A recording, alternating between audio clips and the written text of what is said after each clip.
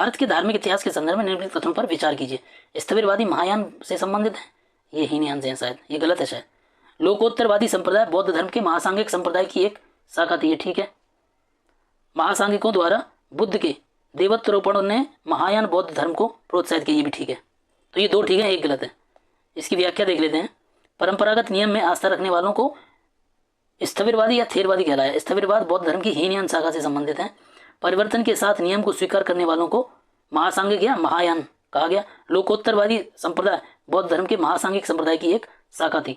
बौद्ध धर्म में लोकोत्तरवाद निकाय 18 निकायों में से एक है। भारतीय इतिहास के संदर्भ में कौन भावी बुद्ध है? तो वो है मैत्रेय। मैत्रेय के बारे में कहा जाता है मैत्रेय जब कलयुग समाप्त होगा तो नंगी तलवार लेके घोड़े, सफेद घोड़े पर सवार होकर आएंगे। बौद्ध मान्यताओं के अनुसार मैत्रेय एक बोधिसत्व है जो पृथ्वी पर भविष्य में अवतरित होंगे, बुद्धत्व प्राप्त करेंगे और विशुद्ध धर्म की शिक्षा देंगे। मैत्रेय के अवतरण की भविष्यवाणी ऐसे समय के लिए की गई है जो इस लोक में अनैतिकता, अनाचार इतना बढ़ जाएगा कि मानव जीवन असुरक्षित होता दिखेगा। सुरक्षा के लिए लोग इधर उधर भटकेंगे, सर्वत्र त्राही त्राही मच जाएगी और मानव जीवन संघर्ष में बनता दिखेगा। ऐसे आपातकाल में बोधिसत्व मैत्रेय इस भूतल पर भविष्य के बुद्ध के रूप में अवतार लेंगे। वह पुनः बौद्ध धर्म की संस्थापना करेंगे और सभी मानवों को सुख, शांति एवं समृद्धि प्रदान करेंगे। भारत के धार्मिक इतिहास के संदर्भ में निम्नलिखित कथनों पर विचार कीजिए। बोधिसत्व बौद्ध मत के हीनयान संप्रदाय की केंद्रीय संकल्पना है।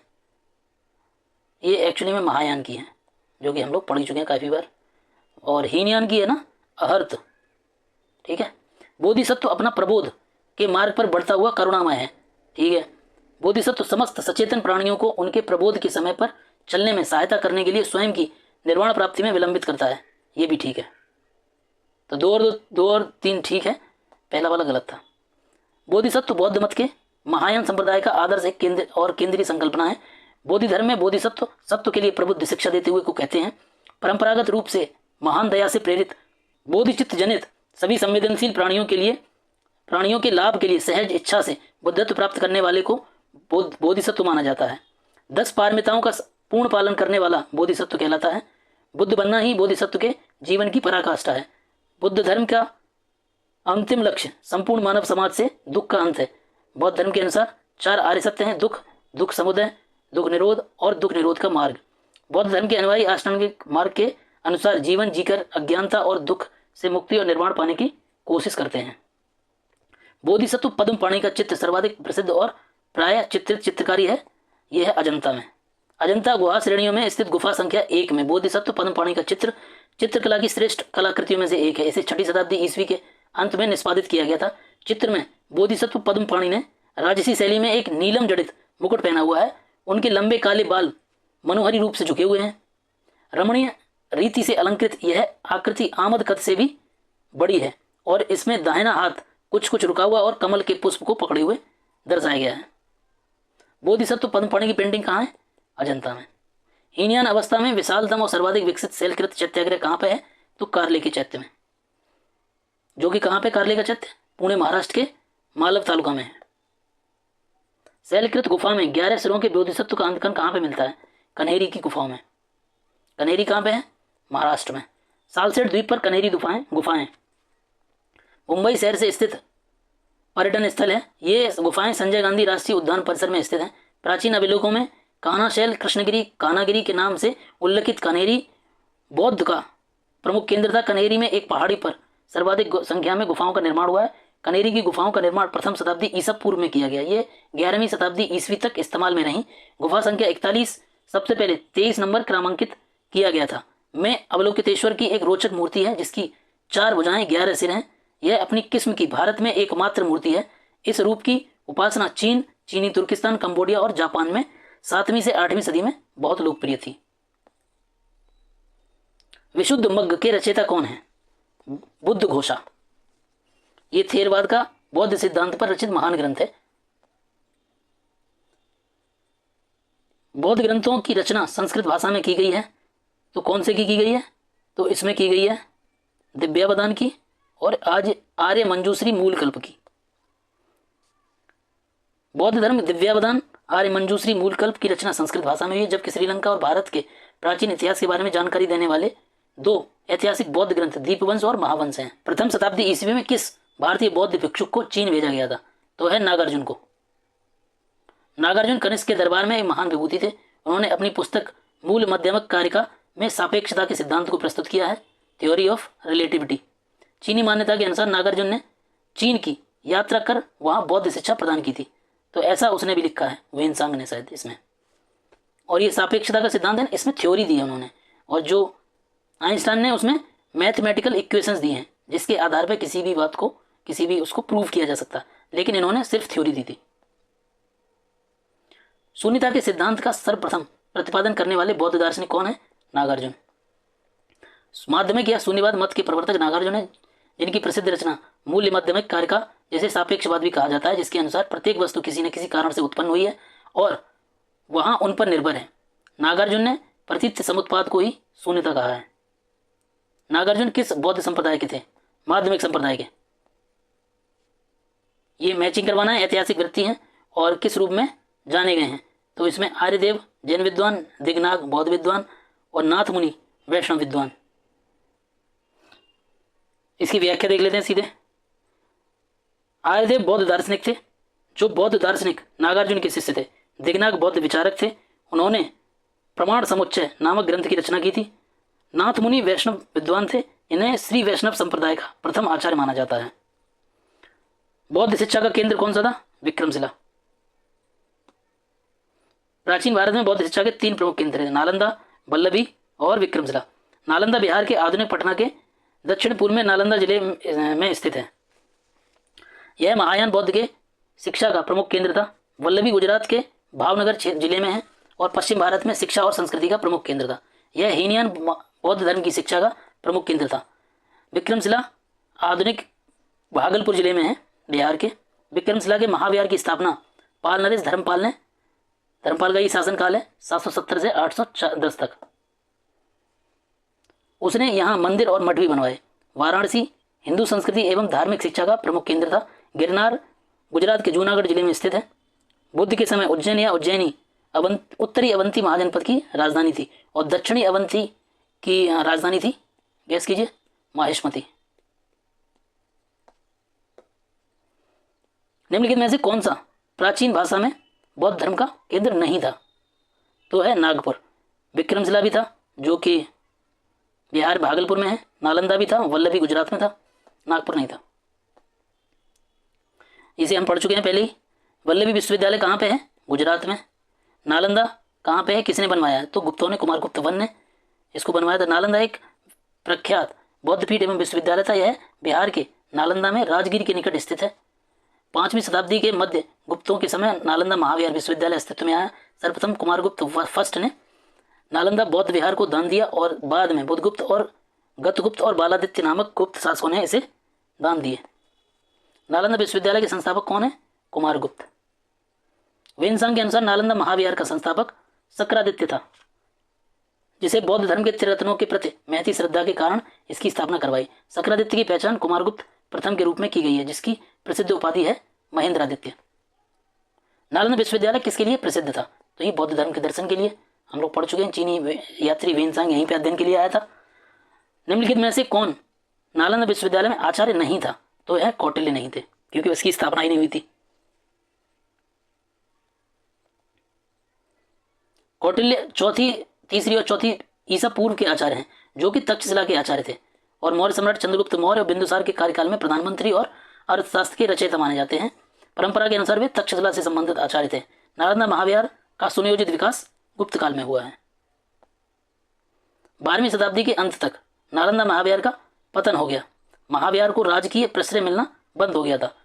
ये दोनों ही ठीक है, कथन और कारण, और इसकी व्याख्या देख लेते हैं। नालंदा एक विख्यात बौद्ध पीठ एवं विश्वविद्यालय यहाँ बिहार में राजगिरा यानी कि राजगीर के निकट स्थित था। 5वीं सदी के मध्य कुमारगुप्त प्रथम के समय नालंदा की स्थापना की गई। 6ठी शताब्दी भारत में तंत्रवाद का विकास होता है। पाल शासक धर्मपाल ने विक्रमशिला की स्थापना की। आगे पाल शासकों ने तंत्रवाद की शिक्षा के लिए केंद्रित विक्रमशिला को अधिक महत्व दिया। नालंदा उपेक्षित होने लगा। 12वीं सदी के अंत तक उसका क्रमिक पतन होता रहा। बाद में बख्तियार खिलजी द्वारा इसे जलाकर अंतिम रूप से नष्ट कर दिया गया। इस तरह नालंदा के पतन में राजकीय प्रश्रय का अभाव भी एक। नव नालंदा महाविहार किसके लिए प्रसिद्ध था? तो पाली अनुसंधान संस्थान के लिए। नव नालंदा महाविहार बौद्ध अध्ययन का आधुनिक केंद्र है। 20 नवंबर 1951 को इसकी आधारशिला रखी गई। और इस केंद्र में बौद्ध एवं पाली अनुसंधान संस्थान है। यहाँ बड़ी संख्या में श्रीलंका, जापान, कोरिया, तिब्बत और भूटान आदि से पाली और बौद्ध अध्ययन के लिए लोग विद्यार्थी आते हैं।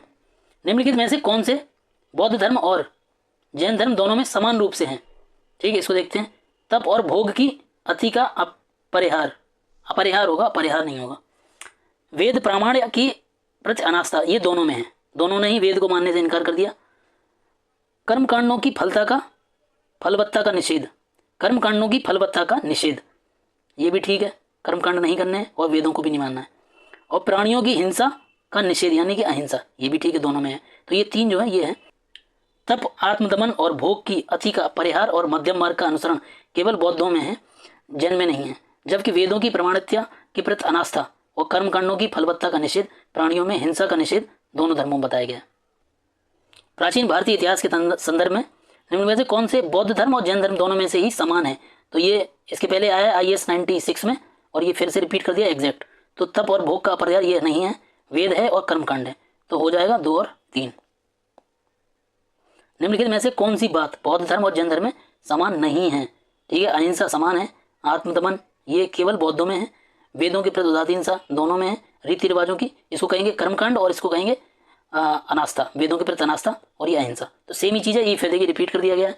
1997 में आया था IAS में, 2000 में आया इसमें और 2012 में फिर से IAS में आ गया। भगवान बुद्ध ने निम्नलिखित 4 आर्य सत्यों का प्रतिपादन किया, तो कौन से हैं? दुख है, दुख का कारण है दूसरे नंबर पे, पहले पे ये आ जाएगा, फिर तीसरे पे आएगा दुख का निरोध है और चौथे पे आएगा दुख निरोध का मार्ग है। भगवान बुद्ध ने जिन 4 आर्य सत्यों का उपदेश दिया वे हैं दुख, संसार में सर्वत्र दुख है, जीवन दुखों एवं कष्टों से परिपूर्ण है, दुख समुदय, प्रत्येक दुख का कोई ना कोई कारण अवश्य होता है, अतः दुख का भी कारण है, दुख निरोध, दुख का अंत संभव है, तो कैसे है?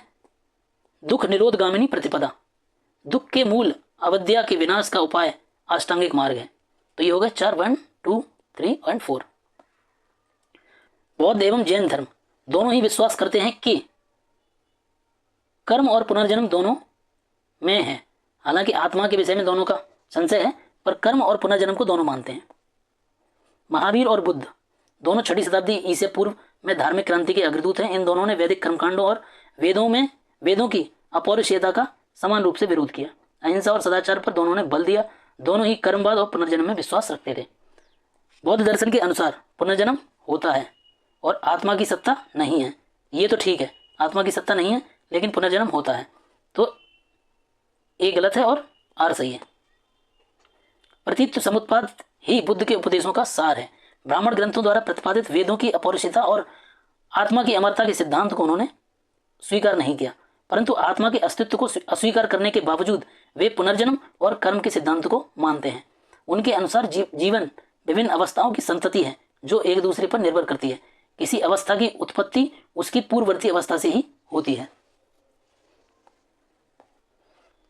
बौद्ध धर्म के विषय में कौन सा सही बताना है? उन्होंने वर्ण और जाति को अस्वीकार नहीं किया, ये ठीक है।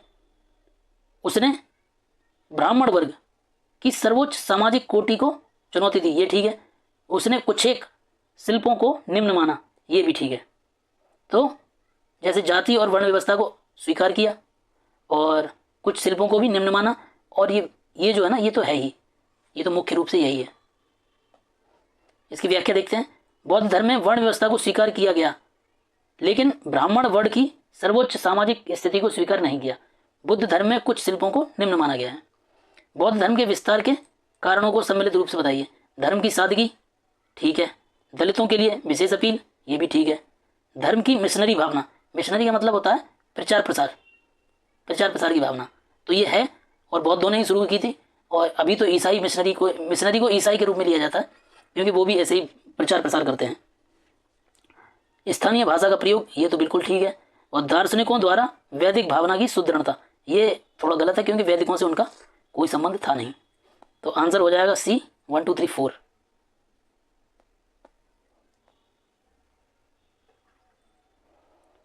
आरंभिक मध्ययुगीन समय में बौद्ध धर्म का पतन किन किन कारणों से हुआ?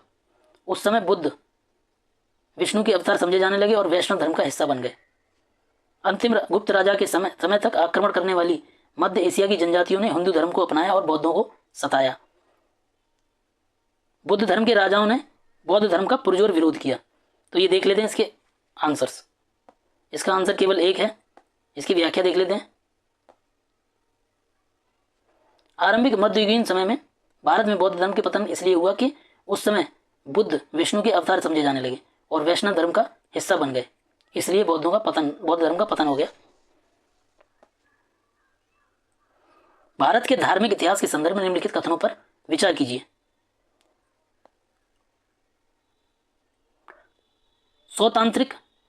स्वतांत्रिक और सम्मितीय जैन मत के संप्रदाय थे।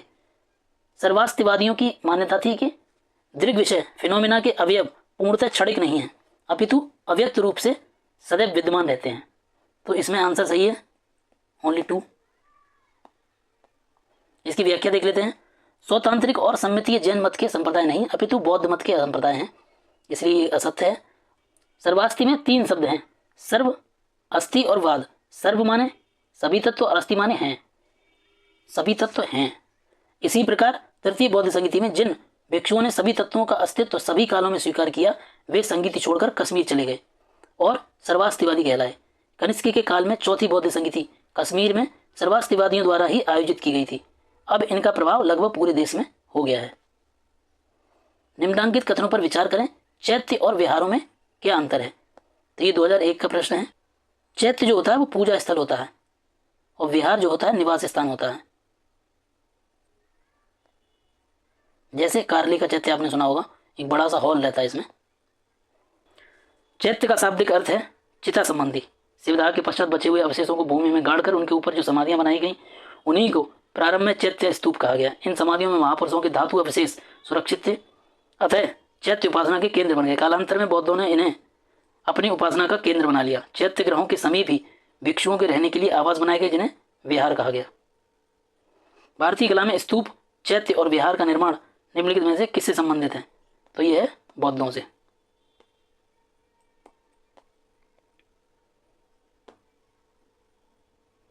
कुछ शैलकृत गुफाओं को चैत्य कहते हैं, जबकि अन्य को विहार। दोनों में क्या अंतर है हम लोग पढ़ चुके हैं। चैत्य पूजा स्थल होता है और बौद्ध भिक्षुओं का निवास जो होता है वो विहार होता है। देवनी मोरी स्तूप कहाँ पे है? तो ये गुजरात में है। देवनी मोरी स्तूप गुजरात के अरवल्ली यानी अरावली जिले में है। यह एक बौद्ध पुरातत्विक स्थल है जिसे 3री-4री शताब्दी में का माना जाता है। पश्चिम गोदावरी जिले के गुंटूपल्ली में प्रारंभिक चैत्याग्रह और विहार चट्टानों को काटकर बनाए गए हैं। ये ठीक बात है। पूर्वी दक्कन के चैत्य और विहार साधारणतया चट्टानों को काटकर बनाए गए हैं, दोनों ही ठीक है। गुंटूपल्ली में चट्टानों को काटकर प्रारंभिक चैत्यगृह और विहारों का निर्माण किया गया है। ध्यातव्य है कि प्रश्नकाल में गुंटूपल्ली आंध्र प्रदेश के पश्चिमी गोदावरी जिले में स्थित था, यद्यपि वर्तमान में यह एनटीआर जिले का भाग है। तो पूर्वी दक्कन के चैत्य और विहार सामान्यतः चट्टानों को काटकर ही बनाए गए हैं। स्तूपों के संदर्भ में निम्नलिखित कथनों पर विचार कीजिए और बताइए कि सही कौन सा है। स्तूप शब्द एक वास्तुकला का वास्तुशिल्प शब्द है। इसका अर्थ है वह चीज जो संचय के माध्यम से बनाई गई हो। मृतकों की स्मृति में स्तूप बनाने की प्रथा बौद्ध काल के पूर्व की थी। ये ठीक है क्योंकि इसका जो उल्लेख है वो ऋग्वेद में आया है, और पहला भी ठीक है क्योंकि ये एक वास्तुशिल्प ही है।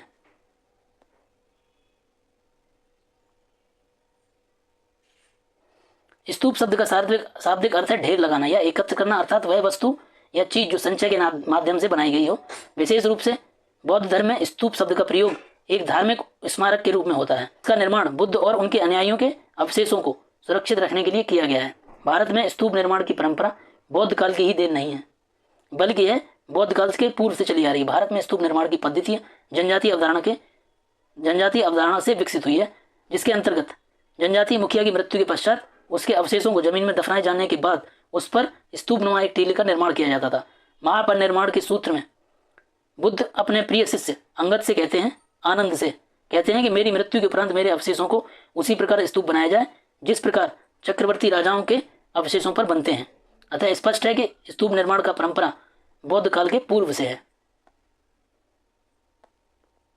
धान्य कटक जो महासांगिकों के अधीन एक प्रमुख बौद्ध केंद्र के रूप में समृद्ध हुआ, निम्नलिखित में से किस एक क्षेत्र में अवस्थित था? तो है आंध्र में। धान्य कटक अमरावती के निकट आंध्र प्रदेश के पलनाडु जिले के एक विश्व प्रसिद्ध बौद्ध स्थल है। पुरातत्व उत्खनन के फलस्वरूप यहाँ से विहारों के साक्ष्य प्राप्त हुए हैं। यह सातवाहनों की राजधानी के रूप में विकसित हुआ है। सुल्तानी युग में बौद्धों की कौन सी शाखा सबसे ज़्यादा प्रभावशाली थी? तो वो है वज्रयान। सुल्तानी युग यानी मध्यकाल के समय, दिल्ली सल्तनत का भी युग कहते हैं इसको। बौद्धों की वज्रयान शाखा सबसे अधिक प्रभावशाली थी। वज्रयान का सबसे अधिक विकास 8वीं शताब्दी में हुआ। इसके सिद्धांत आर्य मंजूश्री, मूलकल्प और गुह्या समाज नामक ग्रंथों में मिलते हैं। संघभूति एक भारतीय बौद्ध भिक्षु जिन्होंने 4वीं शताब्दी ईस्वी के अंत में चीन की यात्रा की, निम्नलिखित में से किस भाष्य के लेखक हैं? तो वो हैं सर्वास्तिवाद विनय के। और कौन है लेखक? संघभूति। 4वीं शताब्दी के अंत में चीन की यात्रा करने वाले बौद्ध भिक्षु संघभूति है। सर्वास्तिवाद विनय पर उन्होंने भाष्य की रचना की। यह बौद्ध धर्म के सर्वास्तिवाद संप्रदाय का एक महत्वपूर्ण ग्रंथ है जिसमें बौद्ध भिक्षु के नियमों और विनियमों का वर्णन है। संघभूति ने चीनी बौद्ध साधकों के लिए इस ग्रंथ का स्पष्ट और सुग्राह्य बनाने के लिए अपने भाष्य में विनय पिटक नियमों की व्याख्यात किया है। अब जैन धर्म है, इसको अगले वीडियो में करेंगे।